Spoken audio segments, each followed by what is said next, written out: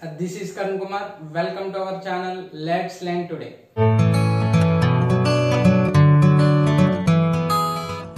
So ఈ రోజు class మనం ఇంటర్మీడియట్ ఫస్ట్ ఇయర్ చూద్దాం.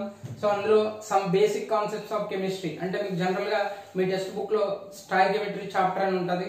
ఓకే, సో ఆ స్టాయికియోమెట్రీ చాప్టర్ లో సో అసలు what is stoichiometry? What is stoichiometry? So stoichiometry is derived from two words. Stoichion and metron. Stoichion means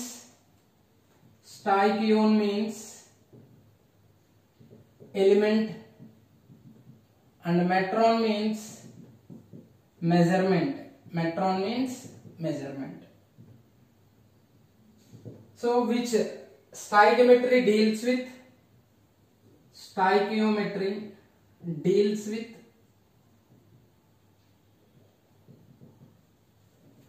masses of reactants, sometimes volume also, masses of reactants and products in chemical reaction.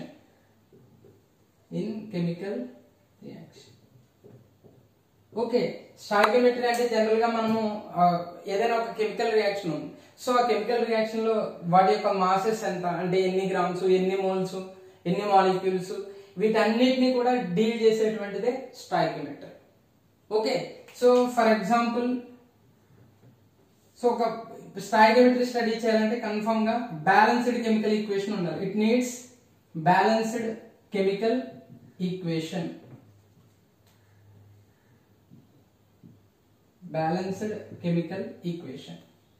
Okay, so combustion of methane gives rise to CO2 plus H2O. So generally this one is balanced chemical, unbalanced chemical equation. This one is unbalanced chemical equation. So ఈ unbalanced chemical equation ని మనం balancing చేయాలి. So balancing చేయడం మీరు already lower classes లో చదువుకుని ఉంటారు. So general గా మనకి లెఫ్ట్ హ్యాండ్ సైడ్ ఉన్న వాటిని ఏమంటారు? రియాక్టెంట్స్ అంటారు. LHS అంటారు. ఓకే, ఇవి రైట్ హ్యాండ్ సైడ్ ఉన్న వాటిని ప్రొడక్ట్స్ ప్రొడక్ట్స్. సో మనం జనరల్ గా బ్యాలెన్సింగ్ ఈక్వేషన్ ని ఎర్రర్ అండ్ ట్రయల్ మెథడ్ అంటాం. ట్రయల్ మెథడ్ ద్వారా బ్యాలెన్సింగ్ చేస్తాం. సో లెఫ్ట్ హ్యాండ్ సైడ్ ఎన్ని ఆటమ్స్ ఉన్నాయి, రైట్ హ్యాండ్ సైడ్ ఎన్ని ఆటమ్స్ ఉన్నాయి, బ్యాలెన్సింగ్ చేసుకుంటూ వెళ్తూ ఫైనల్ గా మనం ఈక్వేషన్ ని బ్యాలెన్సింగ్ చేస్తాం. According to law of conservation of mass, matter can neither be created nor be destroyed. అంటే మనము యువతల సైడ్ రియాక్టెంట్స్ లో ఆటమ్స్ ఎన్ని ఉన్నాయో ప్రొడక్ట్స్ లో కూడా అన్ని ఆటమ్స్ ఏ ఉండాలి. కొత్తగా ఆటమ్స్ ఏమీ పెరగవు. సో మనం ఇక్కడ రియాక్షన్ బ్యాలెన్సింగ్ చేసేటప్పుడు ఎప్పుడు గుర్తుపెట్టుకోండి, వాటి ఫార్ములాలు రాయాలి. సబ్స్క్రిప్ట్ లో ఉన్నటువంటి నెంబర్స్ ని ఎట్టి పరిస్థితిలో మార్చకూడదు. ఎప్పుడు మార్చకూడదు. అంటే ఒక ఫార్ములా. సో జనరల్ గా ఫస్ట్ దీన్ని కెమికల్ రియాక్షన్ ఏంటి? Methane reacts with oxygen. So అది కెమికల్ రియాక్షన్ అవుతుంది. Chemical reaction means so methane undergoes combustion or methane reacts with oxygen to form carbon dioxide and water. This is the chemical reaction. Now this chemical reaction converts into chemical equation. అంటే వీటి formulas తెలియాలి మనకి. have to know these formulas. methane CH4. So రెండు between reactants మధ్య plus గుర్తు ఉంచాలి. So reactants నుంచి products కి వెళ్ళేటప్పుడు ఆరోతో రిప్రజెంట్ చేయాలి. ఇవన్నీ మీరు లోయర్ క్లాస్ లో చదువుకుంటారు. సో అలాగే ప్రొడక్ట్స్ లో 2 or more ప్రొడక్ట్స్ ఉన్నాయనుకో, ఒక ప్రోడక్ట్ కి ఇంకొక ప్రోడక్ట్ కి ప్లస్ సింబల్ యాడ్ చేస్తాం.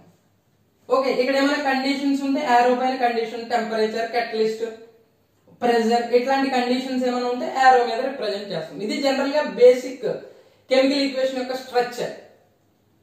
Okay, methane reacts oxygen to form carbon dioxide and water. So methane formula CH4 oxygen O2. So carbon dioxide CO2 plus H2. Now this one is chemical equation. Chemical equation is two types: unbalanced chemical equation, balanced chemical equation. In stoichiometry you need balanced chemical equation. You have to balance the reaction. Every reaction you have to balance. So ఇక్కడ చూడండి, ఆ method ఏమంటామంటే error and trial method అంటాం. ఈ method ద్వారా మనము chemical equations are balanced by using this method. What that method? Error and trial method. Okay, so ఇక్కడ chemical equation లో కన్వర్ట్ చేశాను. This one is unbalanced chemical equation.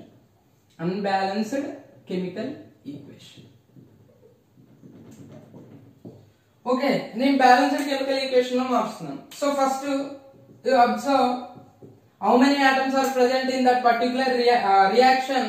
So here carbon, hydrogen, oxygen. So right hand side carbon, oxygen, hydrogen. Okay, so carbon here 1, hydrogen 4, oxygen 2. Here carbon is 1, oxygen 3, hydrogen 2. So దేంతో ఒక దాంతో start చేయండి. So first for example మనము oxygen తో start చేద్దాం. So oxygen ఇక్కడ ఎన్ని ఉన్నాయి? 3 ఉన్నాయి. ఇక్కడ ఎన్ని ఉన్నాయి? 2 ఉన్నాయి. ఓకే, సో నేను ఏం చేస్తానంటే ఈ ఆక్సిజన్ బ్యాలెన్స్ అవడానికి జనరల్ గా మనకి ఇక్కడ చూడండి, ఆక్సిజన్ నేను 2H2 వేసుకున్నాను.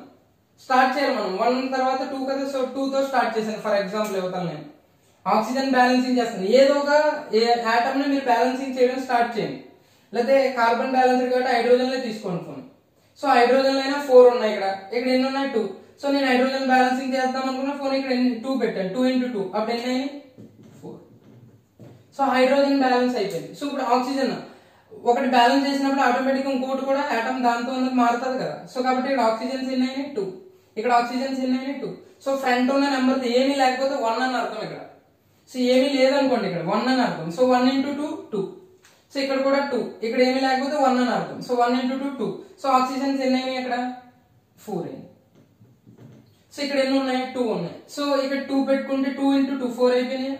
So 4. So oxygen balanced, hydrogens balanced. This is the balanced chemical equation గా మారిపోయింది.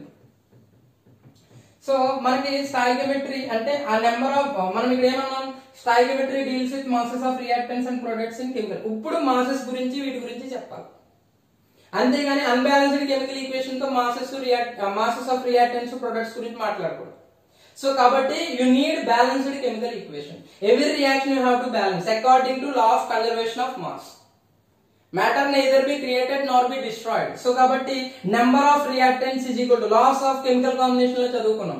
Number of masses of reactants is equal to masses of products. Okay, so కాబట్టి ఖచ్చితంగా కెమికల్ ఈక్వేషన్ ని బ్యాలెన్సింగ్ చేయాలి. సో ఇప్పుడు దేని బేస్ చేసుకుని చెప్తా ఉంటే ఇక్కడ మనము, so reactants, products, moles, molecules, weight in grams, general ga grams, okay, and also volume. So ఈ 4 conditions. సో ఇక్కడ చూడండి, ఫర్ ఎగ్జాంపుల్ దీని అర్థం ఏంటంటే first moles, 1 mole of CH4 is reacted with 1 mole of CH4 is reacted with 2 moles of oxygen to form 1 mole of carbon dioxide and 2 moles of water. Same like that molecules also. 1 molecule of methane is reacted with 2 molecules of oxygen to form 1 molecule of carbon dioxide and 2 molecules of water. So ఖచ్చితంగా balancing చేయాలి. అర్థమైందా? So అప్పుడే ఈ atoms balance అవుతాయి. అప్పుడే మనము లా of conservation of mass obey అవుతుంది. So next one wait చూడండి. సో వెయిట్ మనకి మాలిక్యులర్ వెయిట్ తెలియాలి. వెయిట్ సో జనరల్ గా మీథేన్ ఎంత? 16 grams అంతే కదా. 12 plus carbon 12, hydrogen 1, 4 into 1. So కాబట్టి 16 grams. సో ఆక్సిజన్ ఎంత జనరల్ గా మనకి ఇక్కడ జనరల్ గా ఆక్సిజన్ 32 grams. O2 ఎంత? 32 grams. సో 32 గ్రామ్స్ కాబట్టి ఇక్కడ ఎంత అవుతుంది 64 గ్రామ్స్ 2 into O2 కదా 2 into O2 కాబట్టి 2 into 32 64 grams so carbon dioxide 12 plus 32 కాబట్టి 44 గ్రామ్స్ సో వాటర్ వచ్చేసరికి మనకి 18 1 molecule of water molecular weight 18 grams 2 into 18 so ఇది వెయిట్ లో చెప్పాల్సి వస్తాయి సో ఈ రెండు ఈక్వల్ చేయండి మీరు రెండింటిని సమ్ చేయండి 64 plus 16 ఎంత 80 so 80 grams 44 plus 2 into 18 36 80 so సరిపోయిందా వెయిట్ 80 grams ఇక్కడ అంటే 16 grams of methane is reacted with 64 grams of oxygen to form 44 grams of carbon dioxide and 36 grams of water so weight లో so కానీ volume లోకి వచ్చేసరికి at STP condition 1 mole of any gas or any molecule occupies 22.4 liters okay so అది fixed volume so ఇక్కడ 1 mole కాబట్టి ఇక్కడ ఎంత litres ఎన్ని లీటర్స్ 22.4 లీటర్స్ ఇక్కడ 2 moles కాబట్టి 44.8 లీటర్స్ ఇక్కడ 1 mole ఆఫ్ CO2 కాబట్టి 1 mole అంటే ఎంత అని చెప్పాను మీకు 22.4 లీటర్స్ సో అలాగే 2 moles ఆఫ్ వాటర్ కాబట్టి 44.8 లీటర్స్ సో ఇది వాల్యూమ్ లో చెప్పాల్సి వస్తుంది సో ఇప్పుడు number of moles is equal to condition ఏమవుతుంది number of moles interconvertible ఇవన్నీ కూడా number of moles number of molecules okay number of molecules weight in grams these are interconvertible okay so general గా మనకి ఇక్కడ చెప్పింది ఏంటంటే నేను balanced chemical equation so దేని ఒక ఈక్వేషన్ లో దేన్ని బేస్ చేసుకుని క్యాలిక్యులేషన్ చేస్తాం moles molecules weight and volume okay so ఇది స్టాయికియోమెట్రీ జస్ట్ బ్రీఫ్ గా ఇంట్రడక్షన్ ఓకే దాని మీద కొన్ని ప్రాబ్లమ్స్ చూద్దాం okay calculate the amount of water produced by the combustion of 16 grams of methane so in that reaction combustion of methane so CH4 plus O2 gives rise to CO2 plus H2 first we have to balance the chemical equation so already in that balancing చేసాం కదా 2O2 plus 2H2 వీటిని stoichiometric coefficients అంటారు వీటిని ఏమంటారు వీటి ముందర ఉన్నటువంటి number ని స్టాయికియోమెట్రిక్ కోఎఫిషియెంట్ దీని స్టాయికియోమెట్రిక్ కోఎఫిషియెంట్ ఎంత 1 దీని స్టాయికియోమెట్రిక్ కోఎఫిషియెంట్ ఎంత 2 దీని స్టాయికియోమెట్రిక్ కోఎఫిషియెంట్ ఎంత 1 దీని స్టాయికియోమెట్రిక్ కోఎఫిషియెంట్ ఎంత 2 ఓకే సో కాబట్టి calculate the amount of water produced by the combustion of 16 grams of methane so first ఇక్కడ అమౌంట్ ఆఫ్ వాటర్ అన్నాడు కాబట్టి వీటిని వెయిట్ తో తీసుకున్నాం 16 grams ఇదంతా 64 grams సో ఇదంతా 12 plus 32 అంటే 44 grams సో ఇది 2 into 18 grams 2 into 18 grams so water అడిగాడు ఎంత గ్రామ్స్ కి అదే 16 grams ఆఫ్ మీథేన్ కంబషన్ అయితే ఎంత అమౌంట్ వాటర్ వస్తుంది అని చెప్పి సో 16 grams అంటే ఇదే కదా ఎంత అమౌంట్ వాటర్ వస్తుంది 2 into 18 grams అంటే ఆన్సర్ 36 grams నెక్స్ట్ ప్రాబ్లం చూడండి how many moles of methane are required to produce 22 grams of CO2 after combustion same reaction అదే CH4 plus 2O2 gives rise to CO2 plus 2H2 so ఇక్కడ మనకి 22 grams అడిగాడు ఇక్కడ 44 grams కదా general గా దీని wait ఎంత 44 grams అప్పుడు ఎన్ని మోల్స్ ఉంది ఇక్కడ 1 మోల్ ఇప్పుడు ఆడు how many moles of 22 grams అడుగుతున్నాడు 22 grams కి ఎంత అవుతుంది ఇందులో హాఫ్ అంటే 0.5 అంతే ఓకే సో కాబట్టి ఈ విధమైన ప్రాబ్లమ్స్ ఉంటాయి దీని మీద okay next topic is limiting reagent what is limiting reagent the reactant get exhausted first and stops or limits the chemical reaction is known as limiting reagent okay so limiting reagent means the reactant get exhausted first and stops or limits the chemical reaction that is known as limiting reagent. So for example A plus B gives rise to C plus D అనే chemical reaction తీసుకోండి. So మనకి ఇందులో limiting reagent ఏదో మనకి identify చేయాలి. So కొంతసేపు అయిన తర్వాత AO BO, for example A BO consume అయిపోయింది, కంప్లీట్ గా కన్జ్యూమ్ అయిపోయింది, బి కన్జ్యూమ్ అయిపోయింది అనుకున్నాం. సో అప్పుడు ఆటోమేటిక్ గా రియాక్షన్ ఏమైపోద్ది, స్టాప్ అయిపోద్ది. రియాక్షన్ ఏమవుతుంది, స్టాప్ అయిపోద్ది. So the reactant get exhausted first. So ఏదైతే ఈక్వల్ అమౌంట్ లో లేకుండా ఏదో ఒకటి తక్కువ ఉన్నప్పుడు ఆ రియాక్టెంట్ కంప్లీట్ గా ఎగ్జాస్ట్ అయిపోద్ది, అంటే కంప్లీట్ గా అయిపోద్ది. సో అప్పుడు ఆటోమేటిక్ గా ఆ రియాక్షన్ ఇక్కడ నుంచి A plus B నుంచి CD ఫామ్ అవుతాయా, ఫామ్ అవుతాయా, ఫామ్ అవ్వు. సో కాబట్టి the reactant get exhausted first. Equal amount లో లేనప్పుడు, AB ఈక్వల్ అమౌంట్ లో లేనప్పుడు, ఏదో ఒక రియాక్టెంట్ తక్కువ ఉన్నప్పుడు అది ఆటోమేటిక్ గా దాని యొక్క క్వాంటిటీ అయిపోద్ది. అయిపోయిన తర్వాత or limits stops or limits the chemical reaction. అప్పుడు ఆటోమేటిక్ గా కెమికల్ రియాక్షన్ అయిపోద్ది. సో ఏదైతే ఆ తక్కువ క్వాంటిటీలో ఉందో, దేని వల్ల అయితే ఆ కెమికల్ రియాక్షన్ అయిపోతుందో, ఆ రియాక్టెంట్ ని మనం ఏమంటామంటే లిమిటింగ్ రియేజెంట్ అంటాం. ఏమంటాం, లిమిటింగ్ రియేజెంట్. సో ఎక్కువ ఉన్నదాన్ని ఏమంటామంటే excess reagent. Excess reagent, okay, excess reagent. So left the reaction, left in that reaction is known as excess reagent. ఏదైతే రియాక్షన్ లో అలా ఉండిపోతుందో దాన్ని ఎక్సెస్ రియేజెంట్ అంటాం.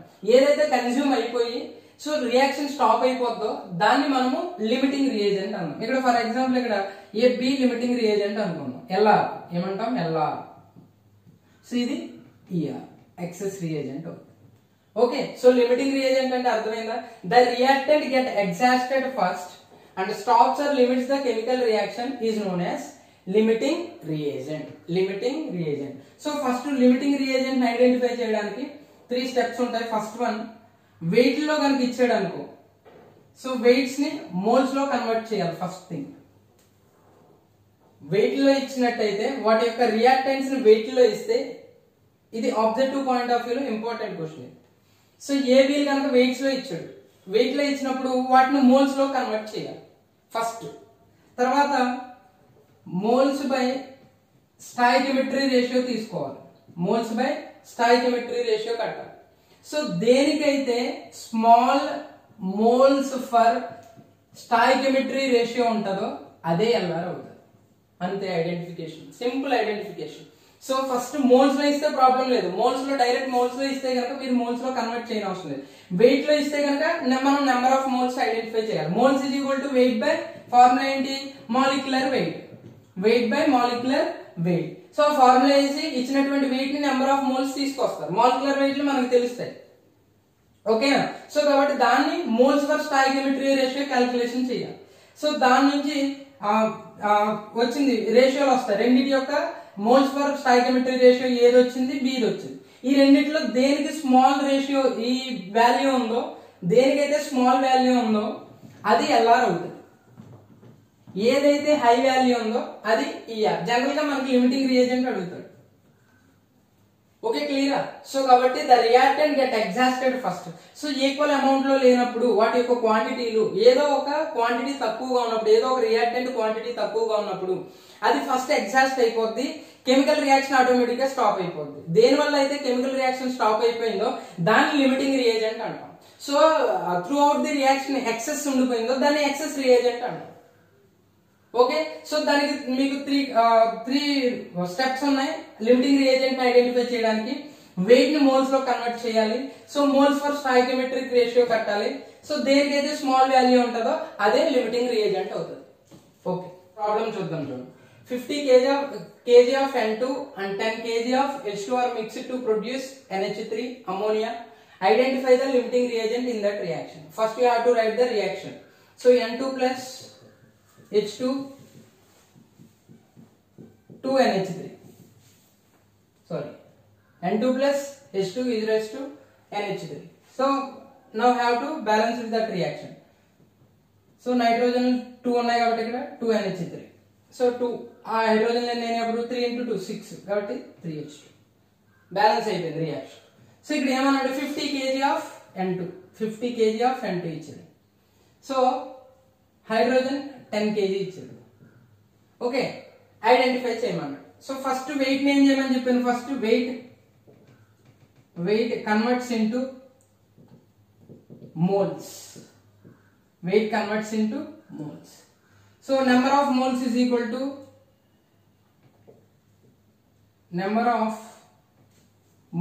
Equal to weight by molecular weight. సో వెయిట్ ఎంత ఇచ్చాడు వాడు, 50 kg. సో జనరల్ ఇది గ్రామ్స్ లో ఉంటుంది కాబట్టి గ్రామ్స్ లోకి మార్చండి. కేజీకి 1000 grams divided by molecular weight 28. Okay, అలాగే ఇచ్చాను. So number of moles of H2, so ఎంత వెయిట్ ఎంత ఇచ్చాడు వాడు, 10 into 1000 divided by molecular wait hydrogen. జనరల్గా H2 అంటే 1 హైడ్రోజన్ 1, సో కాబట్టి 2. Okay, so 5 into 10 cube, 5 into 10 cube moles అని రాసుకోవచ్చు కదా. సో ఇది చూడండి, ఇది సింప్లిఫికేషన్ చేస్తే 1.78 ఇంటూ 10 స్క్వేర్ మోల్స్ వస్తుంది. 1.78 into 10 square moles. So number of moles వచ్చింది. సో ఇప్పుడు stoichiometry ratio, moles for stoichiometry ratio. So చూడండి, మోల్స్ ఇది ఎంత, 1.78 into 10 square divided by number of moles. Stoichiometry ratio coefficient ఎంత, stoichiometry coefficient 1. So 1.78 into 10 square, దాని value ఎంత వచ్చింది, 1.78 into 10 square. So hydrogen కట్టండి, moles for stoichiometry coefficient ratio 5 into 10 power 3 by 3. Stoichiometry coefficient ఎంత ఉంది, 3. So దీన్ని simplification చేస్తే 1.6 into 10 power 3. So ఇక్కడ చూడండి 1.78 ఇంటూ 10 క్యూబ్, దీని వాల్యూ కూడా. సో సింప్లిఫికేషన్ చేస్తే 1.78 ఇంటూ 10 క్యూబ్, సో అప్పుడు 10 క్యూబ్.